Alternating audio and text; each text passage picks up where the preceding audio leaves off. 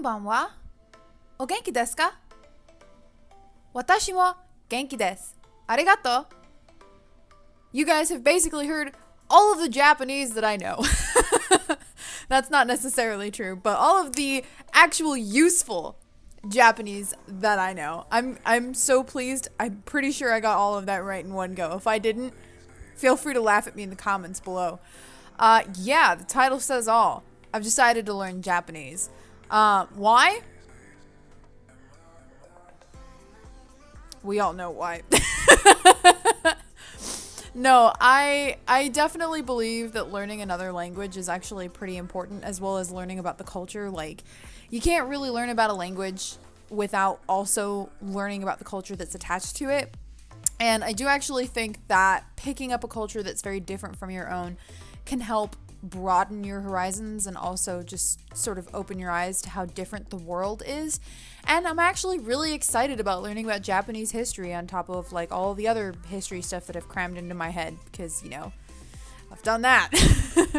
I also decided to learn Japanese because, as the people who are regulars on my channel know, all 5 of you, no, I'm just kidding.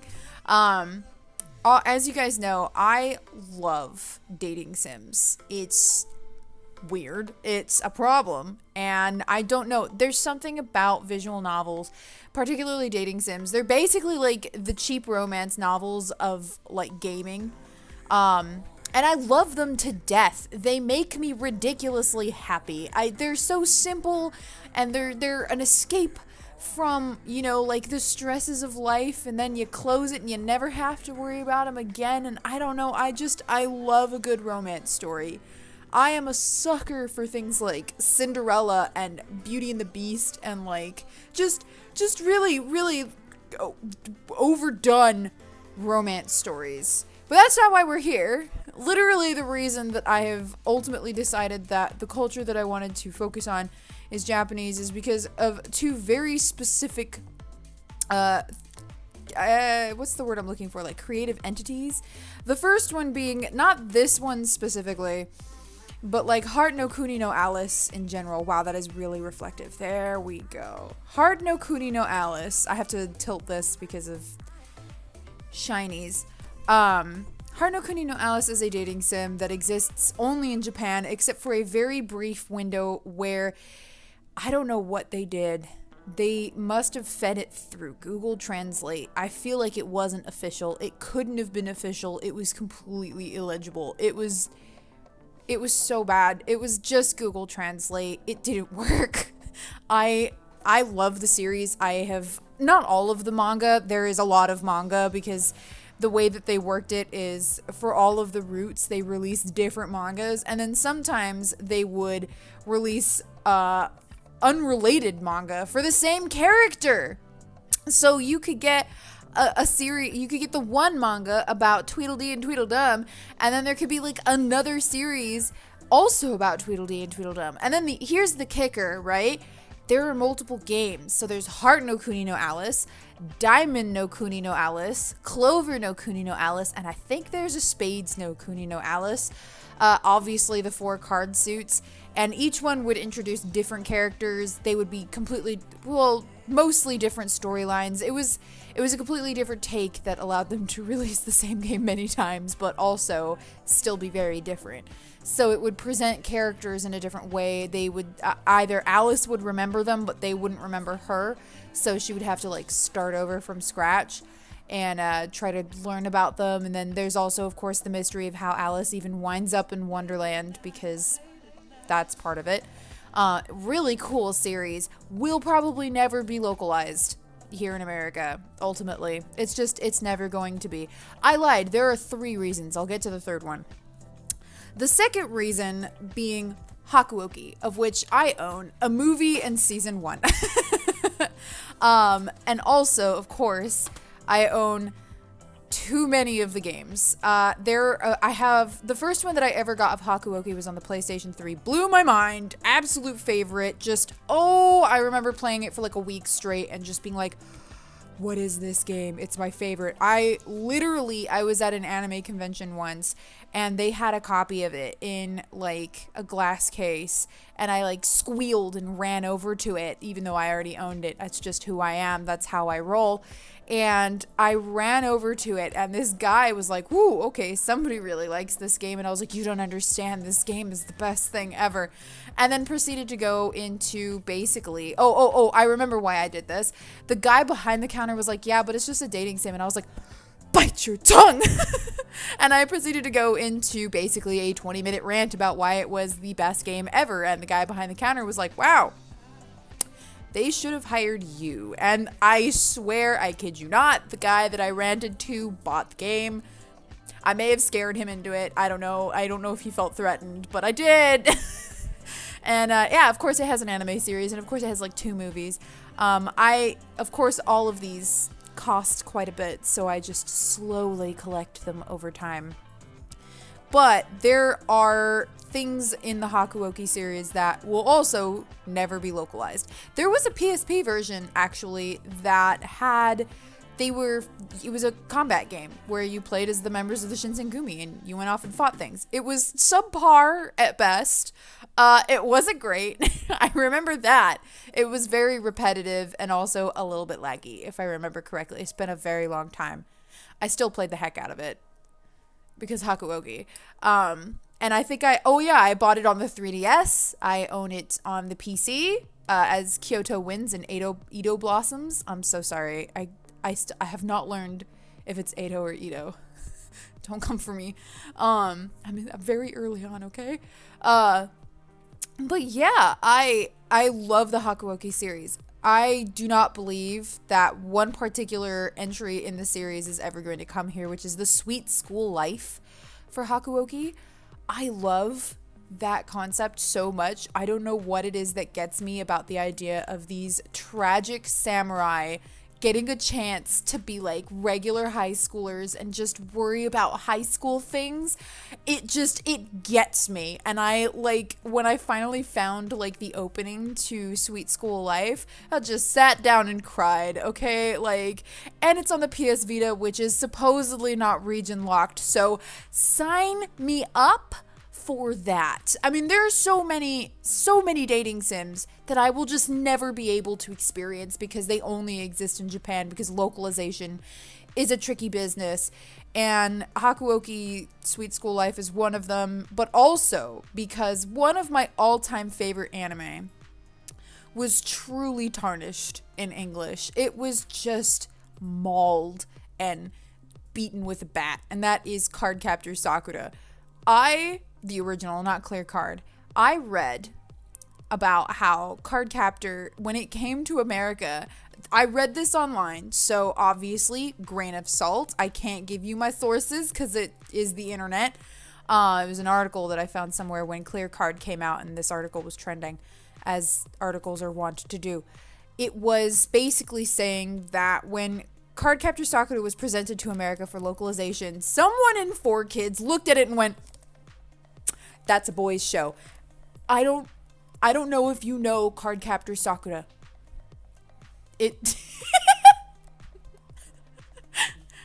I don't know if that was picked up by my mic, but Brent's computer just started reading at him at lightning speed.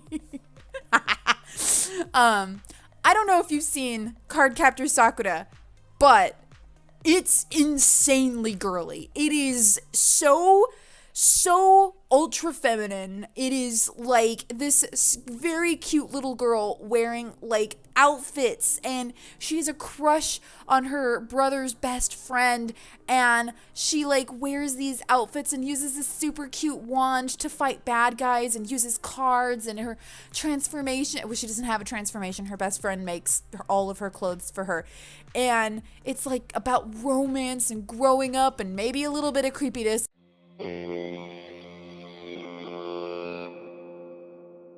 I won't sugarcoat that. There's a little bit of weirdness in Cardcaptor Sakura, but it's I don't know how someone in America was like, we're gonna make this for little boys. So they chopped up the entire series. I think the Japanese version is 76 episodes. The American version was 40. So they chopped it in half. And then they moved the episodes around it, and then they took parts of the episodes out. It didn't make any sense. They tried to take out all of the romance. They tried to make it more action oriented so that it would appeal to boys. Who sat down while cutting this up and was still like, this is definitely for boys. This is I don't know. I mean, like, obviously, you know, boys in Japan are different, but like, this is definitely a boys show. Like,